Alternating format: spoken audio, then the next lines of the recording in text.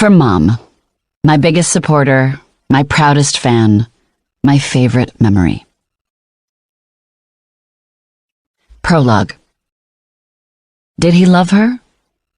He loved the way she looked at him, the way her bottom lip trembled and her foot quaked when she orgasmed.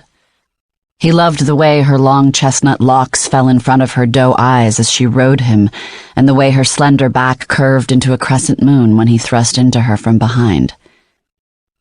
Did he love her? He loved parts of her. But the question isn't whether or not he loved her. The question is, did he kill her? 1. Sarah Morgan. Not again. The disappointment in his voice fills the room and hangs there like a light fog, clouding us from one another. I take in a deep breath, removing the haze, and let it out just as quickly, clearing the path back between us. I don't need to look at him to know his eyes are disheartened and his lips are pressed firmly together. I don't blame him. I've disappointed Adam again. I run my hands over my hair, taming any flyaways. It's wrapped tightly in a perfect bun. It's always wrapped tightly in a perfect bun. I slide on a white blazer and readjust my pencil skirt. My eyes meet his, locking us back into place. I'm sorry. I tilt my head down, avoiding his gaze to lure him toward me.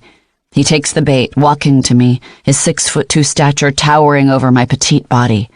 He puts his hand to my cheek, lifts my chin, and kisses me softly on the lips. Every hair rises on my body. After 10 years of marriage, Adam still does that for me. After 10 years of marriage, I still do that for him. Disappoint, I mean.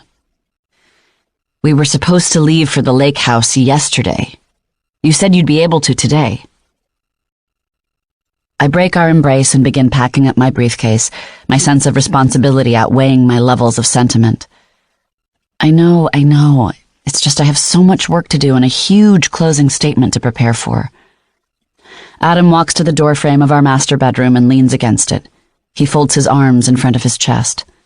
There's nothing more that I want at this moment than to be wrapped up in his arms rather than wrapped up in a messy court case.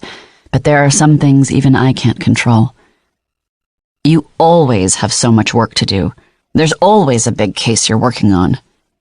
He narrows his eyes at me playfully, but in a somewhat accusing way, as if I were now on trial. Someone has to pay the bills. I give a small smile. That lands. He shakes his head so slightly I almost don't notice it, but I need to acknowledge it. I place my hands on his shoulders. He pretends he won't lean down to meet my lips, but I know he will. He can't resist me, just like I can't resist him. He smiles, but his game of tug-of-war only lasts a few seconds before his body bends toward me. Our lips meet again, this time more passionate. This time our mouths spread, our tongues swirl, his hands run up and down my back. I consider calling it all off at that moment. I'll quit the firm. We'll sell this house, and we'll move to our lake house in Virginia, just the two of us running hand in hand into our own fairy tale. But reality sets back in. I have to go, I whisper into his ear as I pull away. I'm always the first to pull away. Someday we'll be everything I always knew we would be, but someday isn't today. But it's our 10th anniversary tomorrow. He frowns.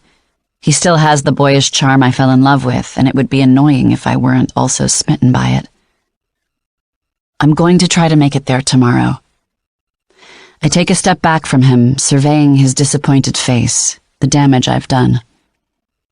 He lets out a huff. After 10 years, you'd think I'd be used to you doing this, but I'm not.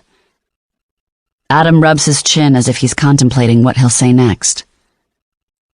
I'm just really fed up with it, Sarah. He lowers his head and shakes it. I close the space between us and bury my face in his chest. I'm sorry. I know I've disappointed you, but regardless, after this case is over, I'm taking a week off work. I've already talked to Kent.